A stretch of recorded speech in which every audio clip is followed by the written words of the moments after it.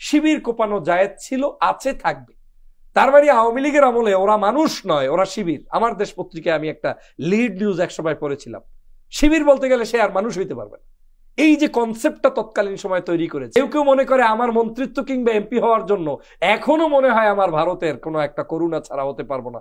না, বাংলাদেশের জনগণ, আপনি আগামী ইলেকশনের দিকে তাকিয়ে দেখবেন, মার্কা নয় ব্যক্তির নির্বাচন হবে। অনেক জায়গায় আছে যারা এখনো ভারতের পা চাটছে, প্রত্যেকে 0% ভোট পেয়ে, এমনকি তার জামানত হারাবে যদিও তিনি জামাত থেকে ইলেকশন করে কিংবা বিএনপি থেকে করে, কারণ দালালদেরকে এদেশের মানুষ আর ভোট দেবে। আমার তো মাঝে মাঝে কষ্ট হয়ে মনে হয় কি জানেন, শেখ হাসিনার একটা কাজ সবচেয়ে ভুল ছিল, সেটা হচ্ছে তিনি যাদেরকে আয়নাঘরে নিছেন এদেরকে না নিয়ে এই যারা এখন শেখ হাসিনার প্রীতি দেখাচ্ছে, আওয়ামী লীগ প্রীতি দেখাচ্ছে, ভারতের প্রীতি দেখাচ্ছে, এই লোকগুলোকে যদি নিয়ে যেতেন, লুৎফুজ্জামান বাবরকে যদি না নিতেন, কিংবা ওই যে আমান আল আজমি, মীর কাসেম আলীর ছেলে আরমান ব্যারিস্টার, তাদেরকে না নিতেন, তারপরে এই যে এমিলিয়াস আলীর মতো পরিবারকে যদি আজকের ওই রকম মানে তার হাজবেন্ডকে এমিলিয়াস আলীকে হারাতে না হতো, ওই জায়গাগুলোতে আমি নাম বললাম না আজকে, যেই সকল রাজনীতিবিদরা এখন বিভিন্ন দলের ভিতরে ঢুকে ওদেরকে প্যাট্রোনাইজ করছেন, তাদেরকে নিয়ে যেত, তাহলে তারা বুঝতো যে কত ধানে কত চাল। দেখেন, বাংলাদেশ থেকে মানুষকে আয়না ঘরে নেওয়া হলো, গুম করা হলো, খুন করা হলো, সেগুলোর সময় আপনি কিন্তু মব জাস্টিস বলতেন না, আপনাকে নতুন করে ন্যারেটিভ তৈরি করে দেওয়া হলো।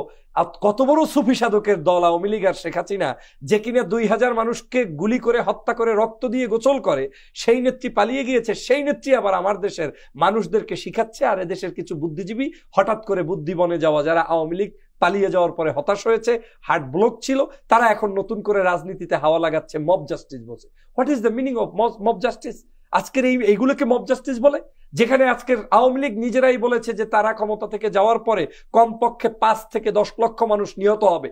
আমি আজকের এই বিটিভির প্রোগ্রামে বলতে চাই, বাংলাদেশের কেউ বলতে পারবে না আমাদের বৈষম্য বিরোধী আন্দোলন কিংবা সাধারণ কোনো অর্গানাইজেশন, এদেশের দলীয় কোনো ব্যক্তিরা কাউকে কোনো ধরনের অন্যায়ভাবে হত্যা করেছে, এর কোনো নজির নাই। আমাদের 5 তারিখের আন্দোলনটা শুধুমাত্র বাংলাদেশের ভোটাধিকারের জন্যই হয়েছে এমনটা নয়। বাংলাদেশের মানুষ ভারতীয় আধিপত্যবাদের বিরুদ্ধে স্পষ্ট লড়াই করেছে।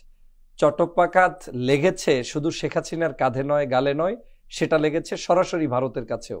এবং বাংলাদেশের এই পরিবর্তনের জন্য পৃথিবীর মধ্যে যদি কোনো ব্যক্তি সবচেয়ে বেশি স্যাড হয়, কষ্ট পায় এবং তার নির্ঘুম রাত কাটাতে হয়, সেটা হচ্ছে ভারত।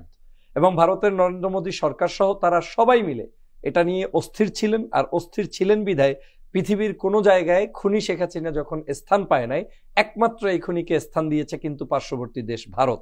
সেখানেও আমাদের সাথে তারা, আমাদের যে একটা পররাষ্ট্রনীতির সম্পর্ক রক্ষা করা উচিত ছিল, সেটা দেশের সাথে তারা রাখে নাই, তারা খুনির সাথে রেখেছে। এবং এটাই আমরা গত 16 বছর পর্যন্ত বলেছি যে বাংলাদেশের পররাষ্ট্রনীতি হবে ম্যান টু ম্যান, আমার ওয়েম্যান, আমার পিপল, তার পিপল, এই পিপলের সাথে পিপলের সম্পর্ক হবে, রাষ্ট্রের আমার সাথে তার সম্মান এবং আত্মমর্যাদার ভিত্তিতে সম্পর্ক হবে। কিন্তু গত 16 বছর কি হয়েছে? গত 16 বছর শুধু শেখ হাসিনার সাথে, আওয়ামী লীগের সাথে সম্পর্ক হয়েছে ভারতের, এবং ভারত সেটাকে ব্যবহার করে আমার দেশ থেকে যা ইচ্ছা তাই করে নিয়েছে।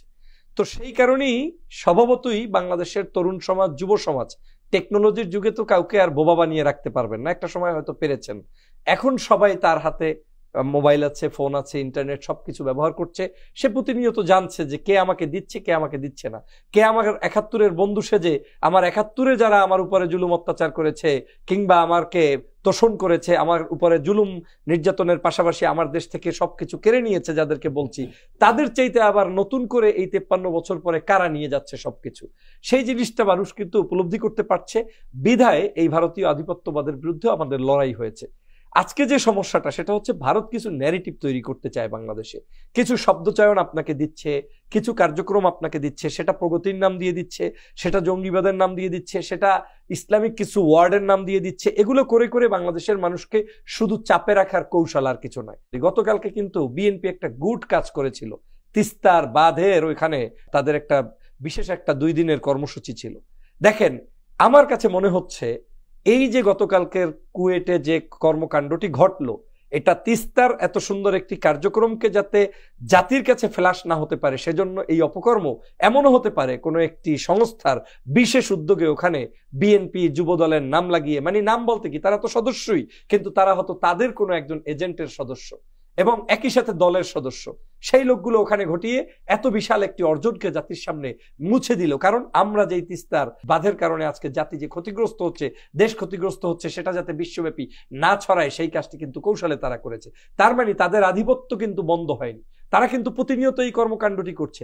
দেখেন, বাংলাদেশ থেকে মানুষকে আয়নাঘরে নেওয়া হলো, গুম করা হলো, খুন করা হলো, সেগুলোর সময় আপনি কিন্তু মব জাস্টিস বলতেন না। আপনাকে নতুন করে ন্যারেটিভ তৈরি করে দেওয়া হলো। কত বড় সুফি সাধকের দল আওয়ামী লীগ আর শেখ হাসিনা, যে কিনা 2000 মানুষকে গুলি করে হত্যা করে রক্ত দিয়ে গোসল করে, সেই নেত্রী পালিয়ে গিয়েছে। সেই নেত্রী আবার আমার দেশের মানুষদেরকে শিখাচ্ছে। আর এদেশের কিছু বুদ্ধিজীবী হঠাৎ করে বুদ্ধি বনে যাওয়া, যারা আওয়ামী লীগ পালিয়ে যাওয়ার পরে হতাশ হয়েছে, হার্ট ব্লক ছিল, তারা এখন নতুন করে রাজনীতিতে হাওয়া লাগাচ্ছে, মব জাস্টিস বলছে। What is the meaning of mob justice? আজকের এইগুলোকে মব জাস্টিস বলে, যেখানে আজকের আওয়ামী লীগ নিজেরাই বলেছে যে তারা ক্ষমতা থেকে যাওয়ার পরে কমপক্ষে 5 থেকে 10 লক্ষ মানুষ নিহত হবে। আমি আজকের এই বিটিভির প্রোগ্রামে বলতে চাই, বাংলাদেশের কেউ বলতে পারবে না আমাদের বৈষম্য বিরোধী আন্দোলন কিংবা সাধারণ কোনো অর্গানাইজেশন, এদেশের দলীয় কোনো ব্যক্তিরা কাউকে কোনো ধরনের অন্যায়ভাবে হত্যা করেছে, এর কোনো নজির নাই।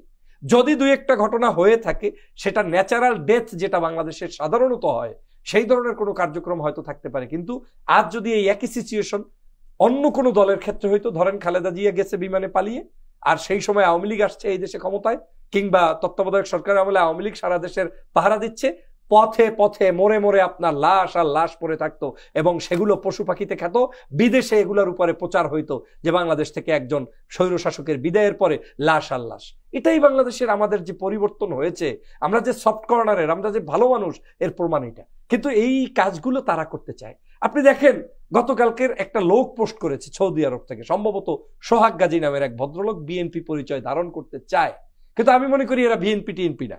এগুলোকে বিএনপি ধারণ করতে গেলে, শাহবাগীরা এদেরকে নিয়ে প্যাট্রোনাইজ করতে গেলে বিএনপিরই আপনি ক্ষতি করছেন। যেমন তিনি বলছেন, শিবির কোপানো জায়েজ ছিল, আছে, থাকবে। তার মানে আওয়ামী লীগের আমলে ওরা মানুষ নয়, ওরা শিবির। আমার দেশ পত্রিকায় আমি একটা লিড নিউজ এক সময় পড়েছিলাম। শিবির বলতে গেলে সে আর মানুষ হইতে পারবে না। এই যে কনসেপ্টটা তৎকালীন সময় তৈরি করেছে, একই কনসেপ্ট আবার নতুন করে ছাত্র দলের মাধ্যমে, ভিন্ন কোনো দলের মাধ্যমে প্রমোট করার চেষ্টা করছে যে আগে কোপানো জায়েজ ছিল, এখনো আছে, ভবিষ্যতেও করবে। দ্যাট মিনস ভবিষ্যৎ বাংলাদেশটা কোন দিকে যাচ্ছে সেটা আপনার এই স্ট্যাটাস থেকে দেখতে পাচ্ছেন, সেটা আপনার কুয়েটের ঘটনা থেকে দেখতে পাচ্ছেন। এই বাংলাদেশ তো বৈষম্য বিরোধী আন্দোলনের ছাত্ররা চায়নি এবং সেটা করবে না। এখন এই ভারতীয় আধিপত্যবাদ থেকে বাংলাদেশের জনগণ যেটা রক্ষা করতে বুঝতে পেরেছে, রক্ষা করতে চায়, আমার রাজনীতিবিদরা চায় না। চায় না কেন জানেন? দোটানায় অবস্থান করছে। কেউ কেউ মনে করে আমার মন্ত্রিত্ব কিংবা এমপি হওয়ার জন্য এখনো মনে হয় আমার ভারতের কোনো একটা করুণা ছাড়া হতে পারবো না। না, বাংলাদেশের জনগণ, আপনি আগামী ইলেকশনের দিকে তাকিয়ে দেখবেন, মার্কা নয় ব্যক্তির নির্বাচন হবে। অনেক জায়গায় আছে যারা এখনো ভারতের পা চাটছে, প্রত্যেকে 0% ভোট পেয়ে, এমনকি তার জামানত হারাবে যদিও তিনি জামাত থেকে ইলেকশন করে কিংবা বিএনপি থেকে করে। কারণ দালালদেরকে এদেশের মানুষ আর ভোট দেবে না। ভারতের বিরুদ্ধে কঠোর অবস্থান আপনার থাকতে হবে, জনগণের কাছে দেশের জন্য কঠোর অবস্থান থাকতে হবে।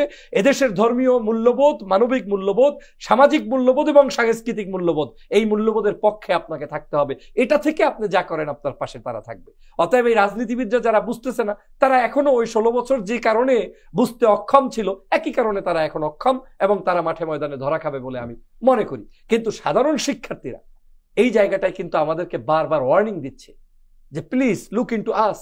আজকে 36,000 থেকে 50,000 শিক্ষার্থী হাত নাই, চোখ নাই, পঙ্গু। আজকে তারা অবস্থা এই হয়ে গিয়েছে।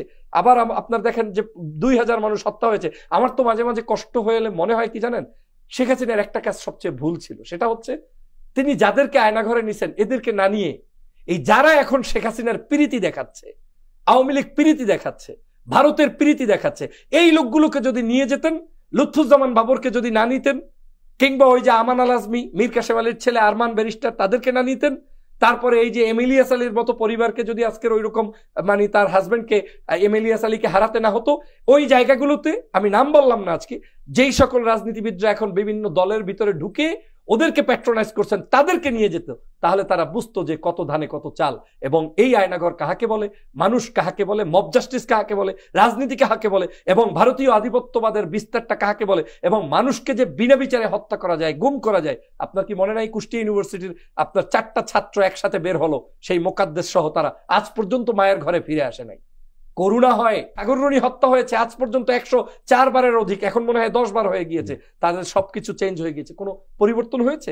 আমরা সাংবাদিক থেকে শুরু করে আলেমুলামা থেকে শুরু করে রাজনীতিবিদ থেকে শুরু করে সবাই কিন্তু তখন ভিকটিমের শিকার ছিলাম, কেউ আমরা কিন্তু মুক্ত হইনি। কিন্তু আজও আমরা এখনো তাদের প্রীতি দেখাই। এটা আমাদের, আমি মনে করি, চরম অধপতনের একটা সিগন্যাল মাত্র শুরু হয়েছে। তবে আমার আত্মবিশ্বাস আছে, ছাত্র জনতা যেহেতু আছে, এদেশে ওই সকল চাটুকার দিয়ে আগামীর বাংলাদেশ ধ্বংস করতে পারবে না। এদেশ আমাদের এগিয়ে যাবে, এদেশকে আমাদেরকেই এগিয়ে নিয়ে যেতে হবে। সেজন্য রাজনৈতিক পট পরিবর্তন যেটা এখন হয়েছে, এটা আরো পরিবর্তন হবে, সেজন্য আমাদের অপেক্ষা করতে হবে। মাসবুল আজম।